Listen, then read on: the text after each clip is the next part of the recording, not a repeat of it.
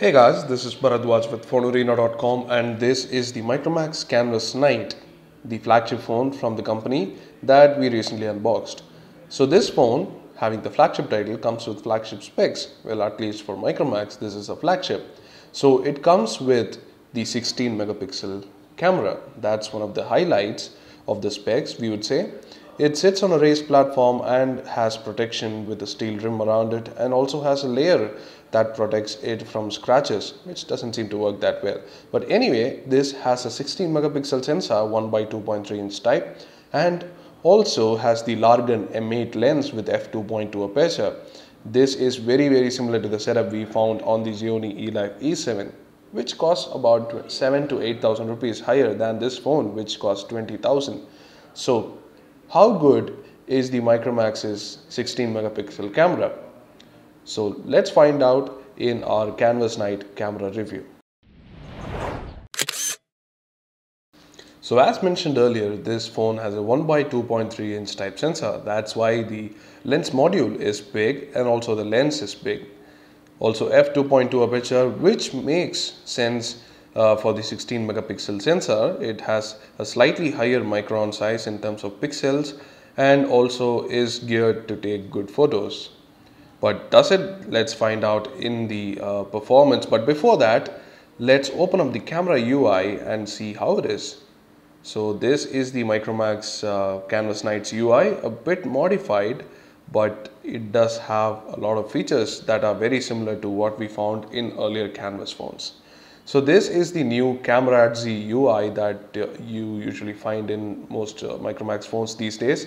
Let's quickly go through the interface. Over at the right, you have the shutter button, which sits below the toggle for stills or video. You have the gallery, which can be accessed with a swipe down or right, and also over at the left we have a lot of options here. This is a front facing camera. Front facing camera is a 8 megapixel unit.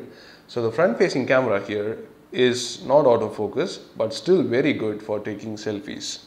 And then you have the flash toggle, you have the special modes, which includes GIF animation, 3D panorama and remove object. GIF animation is self-explanatory. 3D panorama is like the view that Google offers. This is the 360 panorama, which is like street view. It's taken from the street view technology. And then you also have the remove object, which is very similar to erase on other phones, which will erase the moving object after taking a burst of pictures. And then you have the scenes, the normal modes exactly, not scenes. Normal shot, HDR shot, panorama, scene detection shot, smile shot, and that's about it. And here you have the in-depth settings. So these are all for stills. You can have voice control. You can like use voice commands to take a photo, and then you have the picture size, self timer, ISO, and that's about it. There seems to be no options for white balance, which is kind of weird, but we'll take that. A little bit is also enough. And switching to video mode, this phone can record 1080p videos at 30 fps. You have to select the fine mode in video quality to do that. And there is also the options for time-lapse interval, electronic image stabilization, microphone and audio mode, and that's about it. That's the different kinds of modes and settings that you get with stills as well as video. So quickly, that is the user interface of the Micromax Canvas Night, which is called Camera Z. Anyway, let's now see what the performance is like. So the Micromax Canvas Night was tested in several conditions by us in, for example, daylight, macro, indoor, low light, and of course the video sample too. So let's start with daylight. Here are some samples that we took. You can take a look at them closely.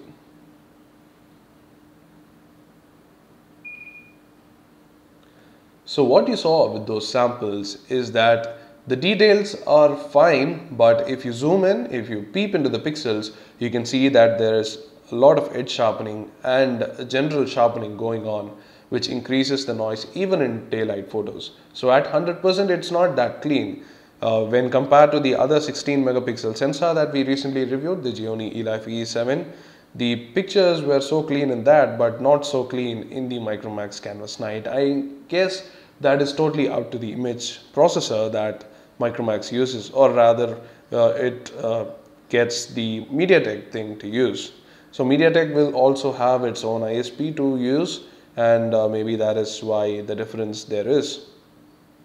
But again, we see a lot of difference, and overall it's pretty decent for daylight. Not exactly the best, but not the worst either. It is pretty decent, and you can like take decent pictures in 16 megapixels. The colors are a bit washed out and the white balance is a bit off, which we find annoying because we can't even control the white balance here.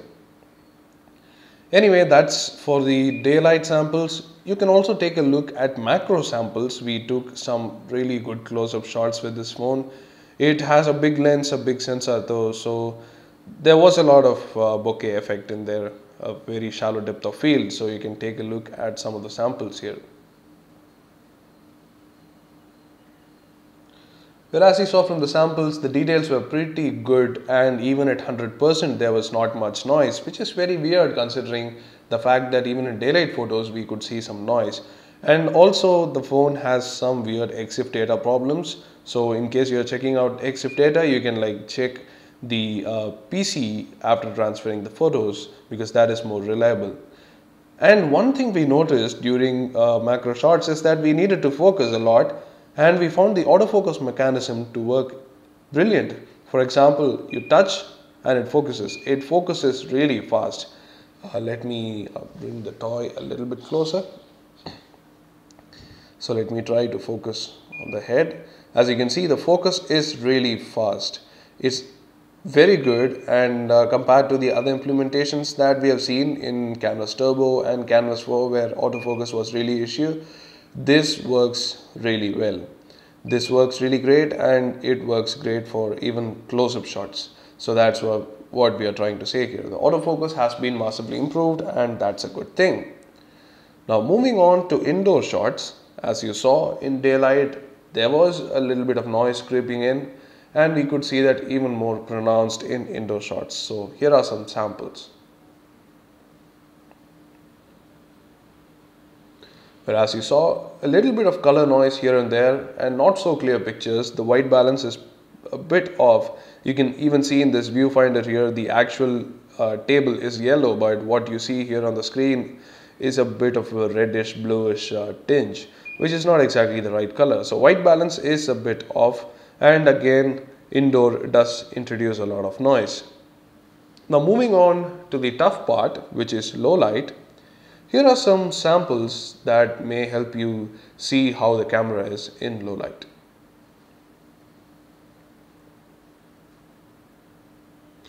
As expected, low light was full of noise. Even color noise crept in a lot. It is not clear, and also the automatic scene detection doesn't work that well. So if you're looking at taking low light shots on this, then be aware it is full of noise. So that's what we will say in terms of stills in low light. Overall, we think it is pretty decent for the price. For example, you get a lot of resolution for 20,000. So that's a thing to think about. But moving on to video, this phone, as I said earlier, can record 1080p videos at 30 FPS. We shot a sample, so let's see how it turned out. Hey guys, welcome to Fonearena's YouTube channel. This is the video sample from Micromax Canvas Night.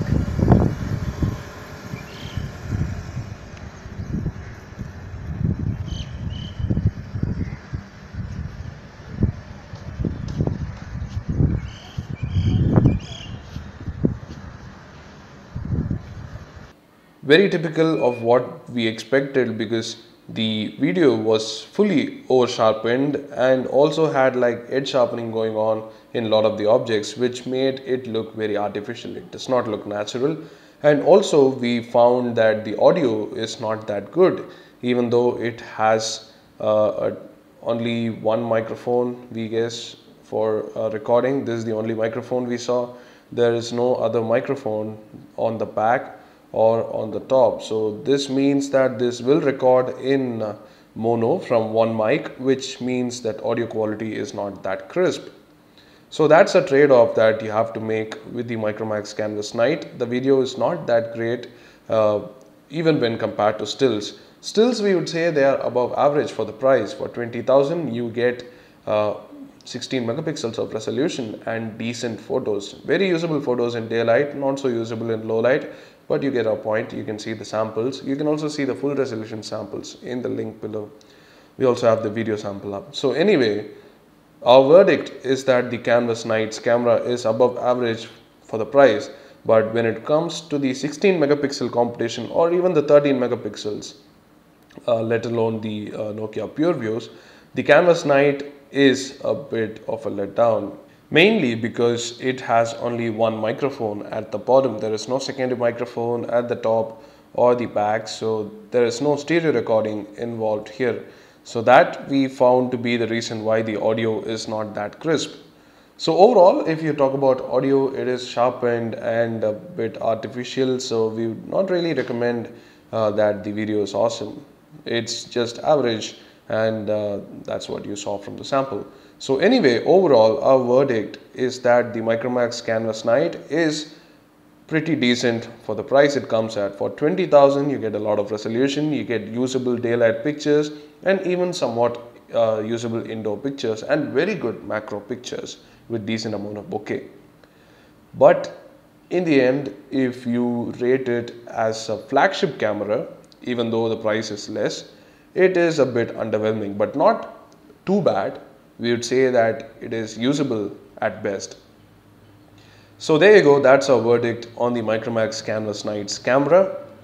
That brings us to the conclusion of the camera review. Hope you enjoyed the video. Do hit the like button if you did, and do hit the subscribe button if you want more videos like these.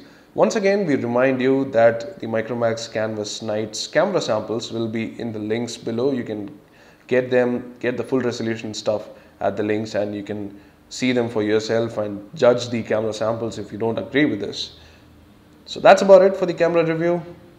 Thanks again, and do let us know what you think in the comment section below.